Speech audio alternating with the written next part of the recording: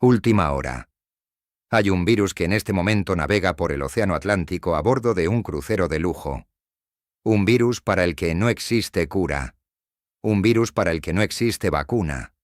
Un virus que puede matar a casi 1 de cada 3 personas que lo contraen. Y un virus que, según los expertos que lo estudian desde hace décadas, ya está en América Latina.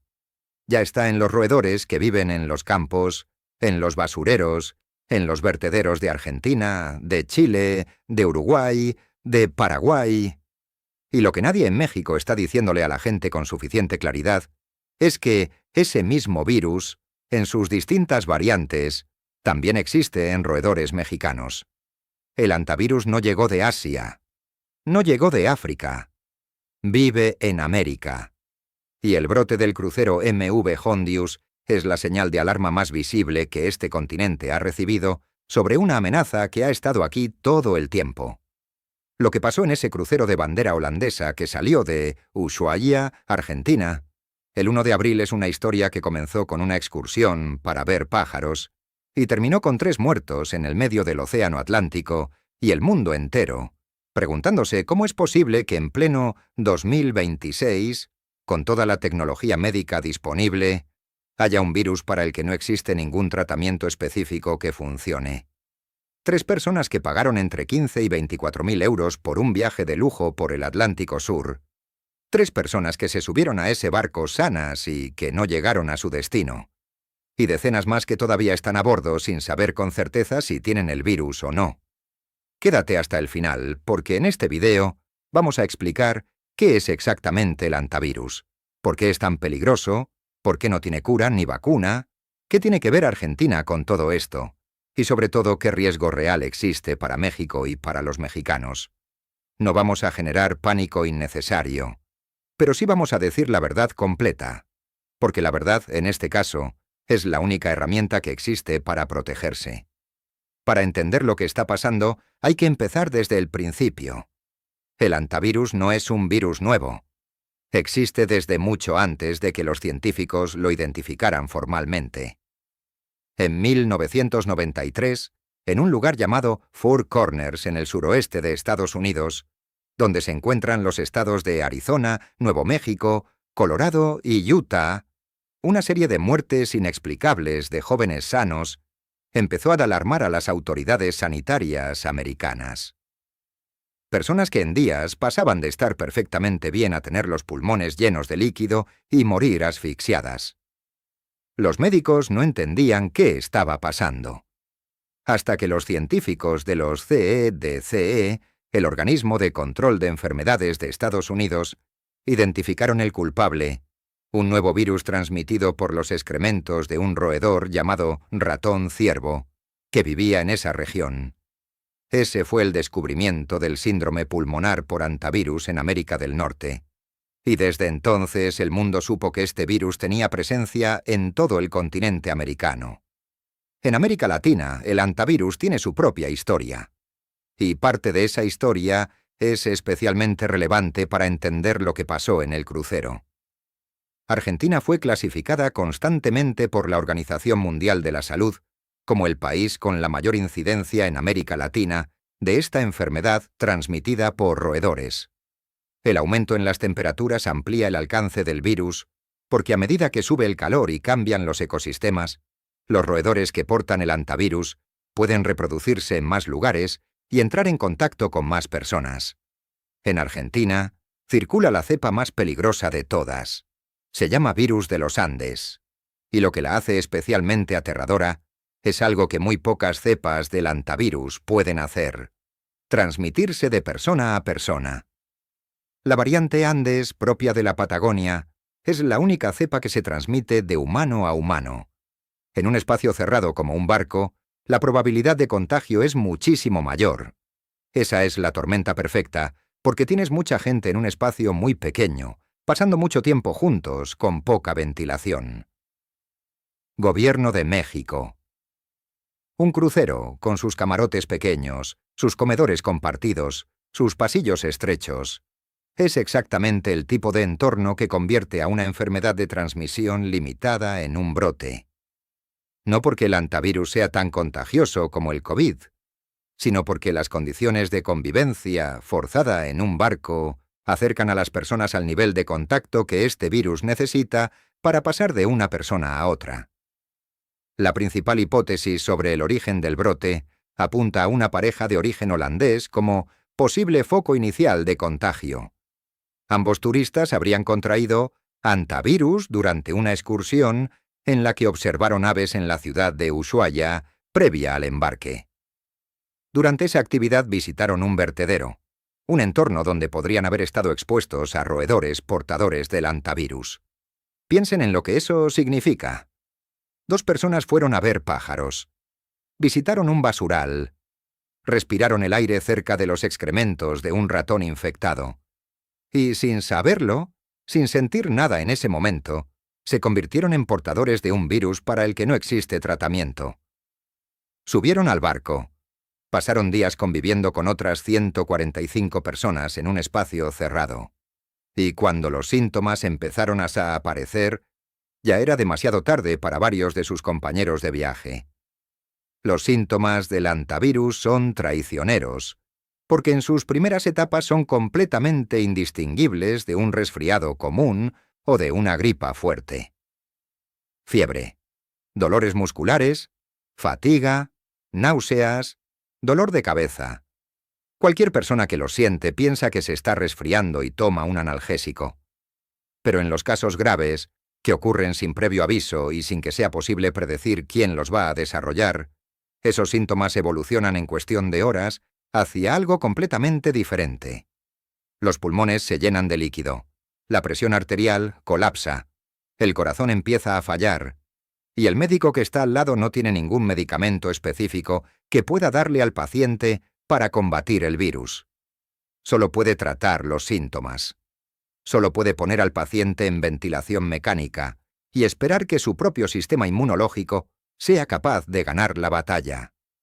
La enfermedad provocó la muerte en casi 1/3 de los casos el último año en Argentina, por encima de una tasa de mortalidad promedio de 15% en los 5 años previos. 1/3. Eso significa que si en un salón de clases de 30 personas todas se infectaran con la cepa Andes, estadísticamente 10 de ellas morirían. Esa tasa de mortalidad coloca al hantavirus muy por encima del COVID en términos de letalidad individual. Lo que lo hace menos peligroso a nivel mundial es precisamente que es difícil de contraer. Necesitas estar en contacto directo con los excrementos, la orina o la saliva de un roedor infectado, o en el caso de la cepa Andes, en contacto muy estrecho con una persona infectada. No se transmite por el aire como el COVID. No se contagia con un apretón de manos o con estar en el mismo cuarto que alguien infectado. Necesita ese contacto directo, pero eso no significa que México pueda ignorar lo que está pasando. De acuerdo con el Boletín del Sistema Nacional de Vigilancia Epidemiológica de la Secretaría de Salud de México, no se reporta ningún caso reciente de hantavirus en México.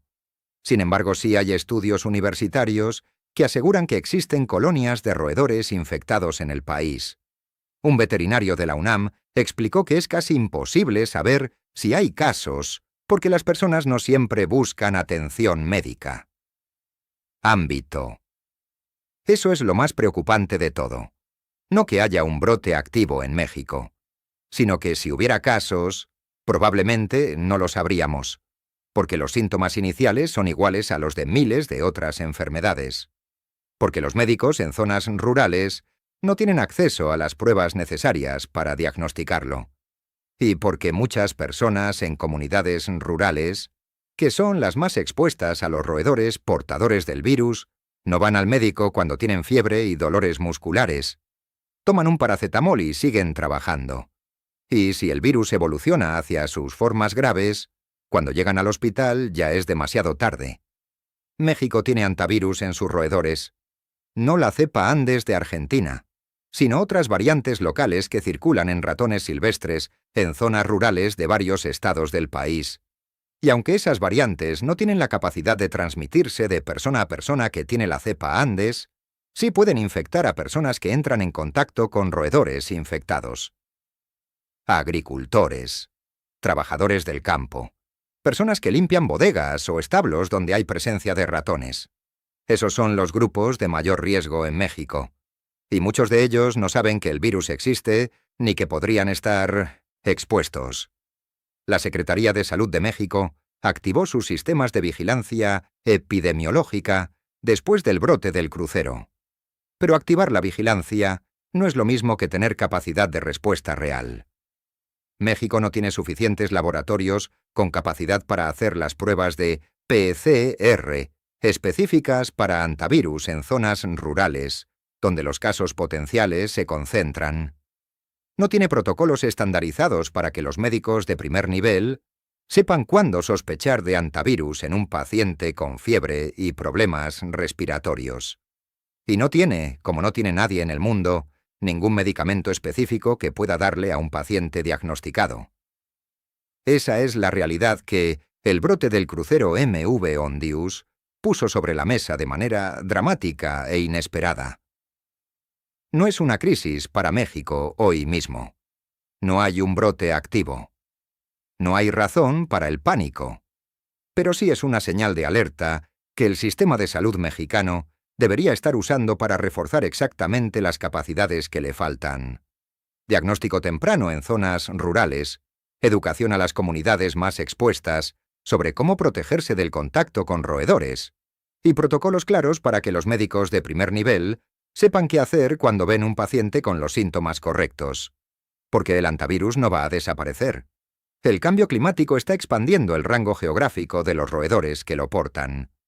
Las temperaturas más altas en zonas que antes eran demasiado frías para ciertos ratones silvestres están creando nuevos nichos donde estos animales pueden vivir y reproducirse.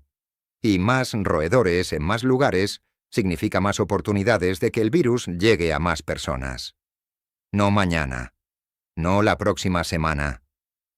Pero en el horizonte de los próximos años y décadas, el antivirus es exactamente el tipo de amenaza que debería estar en el radar de cualquier sistema de salud pública que se tome en serio su responsabilidad con la población que protege.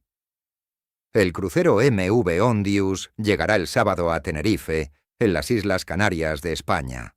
Los pasajeros serán evacuados en lancha, porque el barco no atracará en el puerto. Los españoles serán llevados a cuarentena en el Hospital Militar Gómez Ulla de Madrid. Los demás pasajeros de 23 nacionalidades serán enviados a sus países de origen. Y la investigación sobre cómo exactamente ese matrimonio holandés contrajo el virus en un vertedero de Ushuaia, mientras buscaba pájaros para fotografiar, continuará durante semanas o meses más. Pero más allá de ese crucero y de esos pasajeros, la pregunta que debería quedar en la mente de cualquier persona que escucha esta historia es una sola. ¿Está México preparado para detectar y responder a un brote de antivirus si ocurriera? La respuesta honesta, basada en lo que sabemos sobre la capacidad diagnóstica en zonas rurales y sobre los protocolos de vigilancia epidemiológica disponibles, es que la preparación es insuficiente. Y que el brote del MV Ondius debería ser la oportunidad para cambiar eso antes de que sea necesario. En Línea Roja seguimos todas las novedades sobre el antivirus y su impacto en América Latina. Suscríbete y activa la campana para no perderte ninguna actualización. Y cuéntanos en los comentarios, ¿sabías que el antivirus existe en México? ¿Crees que el gobierno está tomando las medidas necesarias para proteger a la población? La conversación es tuya.